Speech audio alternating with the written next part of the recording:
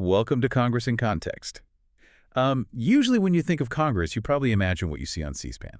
Oh, absolutely. You know, the heated debates, packed chambers, that sort of thing. Right, members pointing across the aisle, the loud pounding of the gavel. But the mission for today's deep dive is to synthesize the congressional record for Monday, April 6, 2026. And, well, it reveals a completely different reality. It really does. It's almost jarring. Yeah. We are looking at the rapid-fire administrative mechanics of the chambers and contrasting that with the deeply personal, localized human stories that are quietly buried in the back pages, in a section called the Extensions of Remarks. And just to set the table for you here, the sources we are looking at today are the official proceedings and debates of the 119th Congress Second Session. The actual official historical document. Exactly. We are examining the official records for both the House of Representatives and the Senate for this specific day. And, you know, it paints a picture of Washington that is entirely missing from the primetime cable news highlights. Okay, let's unpack this. Reading today's congressional record is like, it's like looking at the receipt of a massive transaction. That is a really great analogy. Right, because you don't hear the haggling, you don't see the sales pitch, but you see exactly what was bought, sold, and documented for the permanent record. Yeah, the paper trail. Exactly. And let's start with the actual time spent on the floor, because it forces us to reconsider how the legislative branch actually operates. We expect these lawmakers to be grinding away on the floor, but let's look at the schedule for April 6. The House of Representatives met at 10 a.m. and adjourned at exactly 10:02 a.m. Wow! 2 minutes. And while the Senate schedule was even more condensed, they gavelled in at 1:02.52 p.m. and adjourned at 1:03.23 p.m. 31 seconds. I mean, that is barely enough time to clear your throat. Literally. And it wasn't even the usual leadership holding the gavel. In the House, the presiding officer was Speaker pro tempore Addison P. McDowell. He was appointed by Mike Johnson just for the day. Right. And in the Senate, it was acting president pro tempore Joni Ernst, who was appointed by Chuck Grassley. So I have to push back here. If they are only in the room for 31 seconds and the top leadership isn't even running the room, is this just a political loophole to avoid actually clocking out? This raises an important question, and it comes directly down to the mechanics of the Constitution. Article 1, Section 5 states that neither chamber can adjourn for more than 3 days without the consent of the other. Okay. So if the House and Senate cannot agree on a formal adjournment resolution, which happens quite frequently in deeply partisan environments, they use what is called a pro forma session. Pro forma. Right. It's Latin for as a matter of form. That tiny fraction of time, those 31 seconds, it fulfills a legally binding constitutional requirement. They physically met, therefore the 3-day clock resets. Ah, so the government's procedural gears keep turning without requiring all 535 members to fly back to Washington. Exactly. It keeps the lights on, procedurally speaking. But how does a session even count as legally valid if the room is practically empty?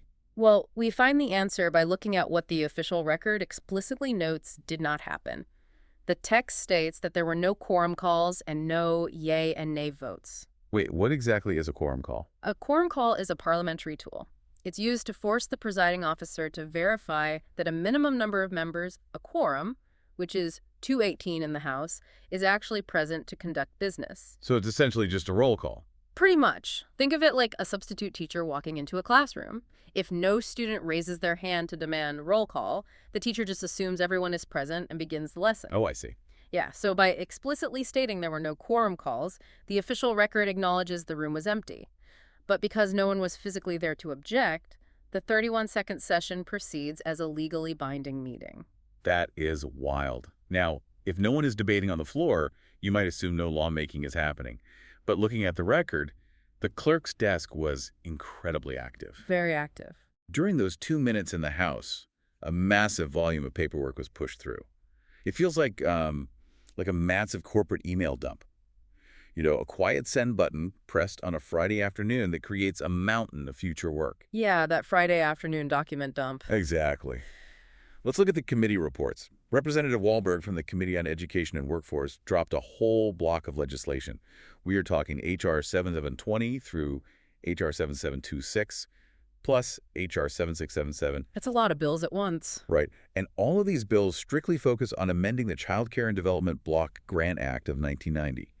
They are implementing fraud prevention, improper payment thresholds, debarment for fraudulent providers, and withholding funds from non-compliant states. It's very granular. Yeah, so why introduce 8 separate bills for one issue instead of just writing one large piece of child care legislation? Well, it is a deliberate risk management strategy. When you write a massive, all-encompassing piece of legislation, often called an omnibus bill, it creates a giant target. Oh. If one senator objects to a single line about improper payment thresholds, the entire multi-billion-dollar child care package dies. So by surgically breaking the issue down into 8 granular, highly specific bills, the committee avoids a single point of failure. They isolate the controversial stuff. Exactly. It separates the controversial administrative changes from the broadly supported funding measures. We also saw enrolled bills officially signed today. I see this term constantly in the record.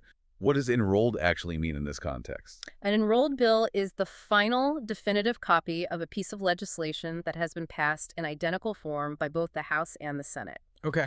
Once it is enrolled, the legislative process is pretty much over. The only step left is for the president to sign it into law or veto it. Got it. And the 2 enrolled bills logged today are fascinating in their variety. We have S3 on I'm51, extending the SBIR and STTR programs. Those acronyms stand for Small Business Innovation Research and Small Business Technology Transfer. Right, which is essentially the federal government acting as a venture capitalist, providing seed money for domestic small businesses to engage in federal research and development. Exactly. And then we have S1884, which clarifies the Holocaust Expropriated Art Recovery Act of 2016. The record notes this involves something called time-based defenses. How does a time-based defense apply to recovering stolen art? Well, the primary hurdle for families trying to recover art stolen by the Nazi regime during World War II is the legal statute of limitations. For decades, the ledgers and archives tracking these stolen pieces were sealed or lost behind the Iron Curtain. Wow. Right.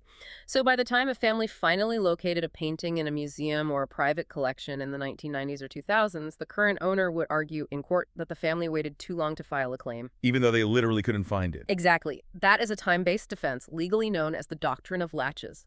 So this enrolled bill standardizes the timeline, effectively stripping away the ability of current owners to use the mere passage of time to block a legitimate recovery claim. It is incredible to see a World War II art recovery bill finalize alongside funding for small tech startups, all in a 2-minute window. It really highlights the scope of the federal government. It does. And then there is the flurry of brand new bills introduced. H.R. 8196 all the way to H.R. 8210. You have Representative Fong introducing a bill to advance American space operations. Representative Lalota pushing a bill for the ferryboat program. Yeah, and Representative Malloy wanting to establish a Western refined fuel storage reserve. And then we step into the highly charged political and defense realms. Representative Burchett introduced a bill to terminate the Department of Defense's All-Domain Anomaly Resolution Office. Which is the Pentagon's investigative body for unidentified anomalous phenomena, or UFOs. Right.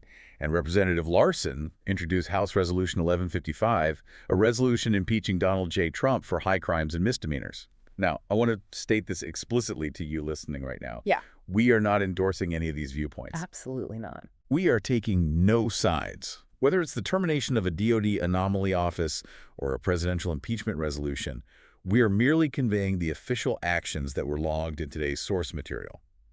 Our goal is strictly to show you the mechanics of the day. And those mechanics show us the raw input of the federal machine.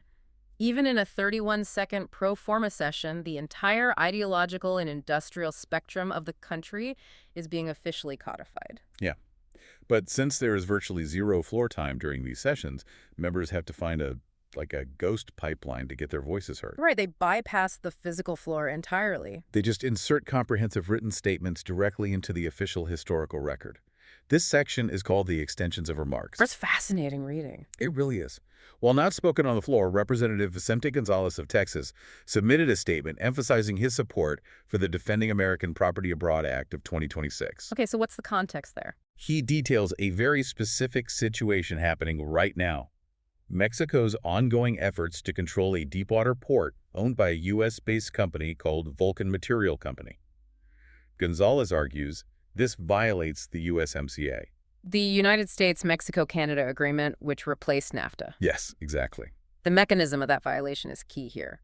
The USMCA has strict provisions against expropriation. Which is when a government seizes privately owned property without fair compensation or due process, right? Correct. Representative Gonzalez is arguing that Mexico using state power to force a private American company out of its own deepwater port operations is a direct breach of those trade protections. So does putting this highly specific complaint into the extensions of remarks actually do anything to protect Vulcan Material Company?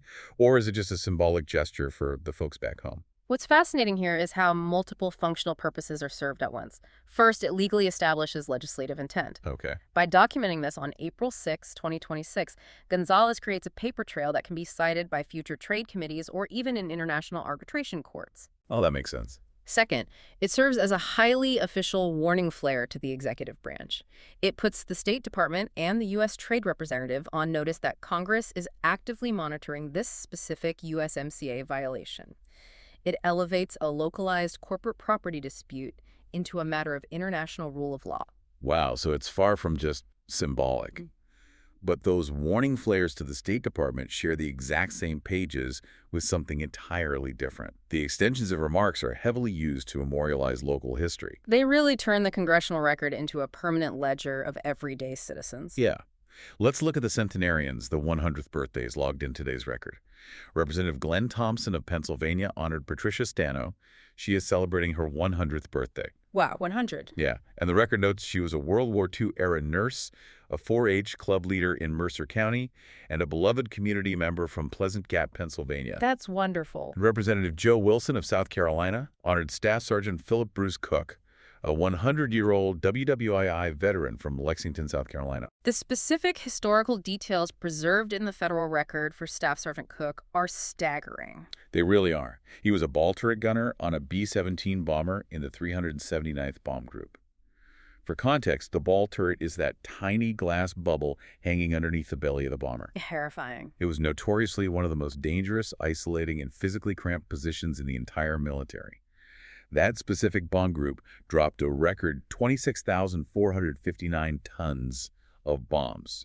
Cook flew 35 missions. Unbelievable. And the record notes he is now receiving the prestigious French Legion of Honor Medal, personally approved by President Emmanuel Macron. And, we also see institutions memorialized alongside individuals. Representative Jared Huffman of California honored the College of Marin's 100th anniversary. Okay. It was founded in 1926 as Marin Junior College. The record highlights its massive growth, its incredibly high transfer rate to UC Berkeley, and a new $20 million J. Pritzker Foundation Centennial Endowment Fund. That's a huge endowment. It is, and it's designed to help students with non-tuition expenses like healthcare and childcare. Lawmakers use federal resources to wish constituents a happy birthday or congratulate a local college because it serves as a form of civic glue. Civic glue. I like that. It bridges the massive abstract gap between the marble columns of Washington, D.C. and the lived reality of the local districts. Here's where it gets really interesting. Look at the stark contrast sitting side by side on the page. You have the massive global scale of World War II dropping 26,000 tons of explosives over Europe. From a B-17 bomber sitting right next to Patricia Stano, running a local 4-H club in Pennsylvania, teaching kids how to sew and cook. Yeah. Both of these lives, both of these entirely different scales of contribution, share equal ink in the official U.S. record. Because the record treats the defense of the free world and the nurturing of a local agricultural community with the same level of historical permanence, it reflects an understanding that a nation requires both the global military apparatus and the local community builder to function. That brings us to the current, active local crises documented today. The extensions of remarks act as a real-time monitor for how communities respond when things go wrong. Right. Representative Matt Van Epps of Tennessee highlighted Decatur County's unified response to Winter Storm Fern.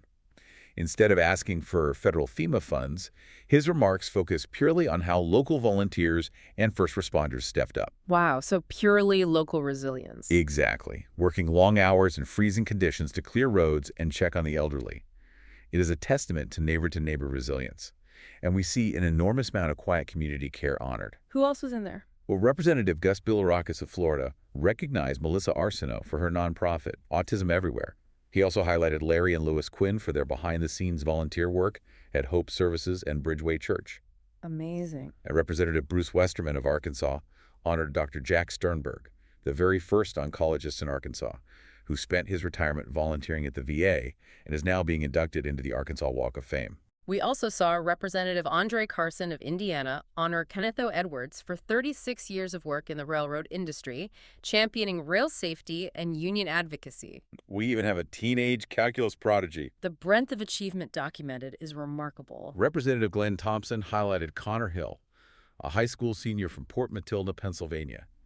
This kid won the top $250,000 prize at the Regeneron Science Talent Search. $250,000. Yeah. He wrote a computer program to solve a mathematical mystery regarding 146 unique noble polyhedrons. Now, I took geometry, but I have no idea what a noble polyhedron actually is. Well, think of a perfectly symmetrical three-dimensional shape, like a standard six-sided die, which is a simple polyhedron. Okay, a cube. Right. But a noble polyhedron is a vastly more complex, highly symmetrical, abstract shape where all the faces are identical and the arrangement of faces around each vertex or corner is also identical. My brain hurts just trying to picture that. They are incredibly difficult to discover and categorize mathematically.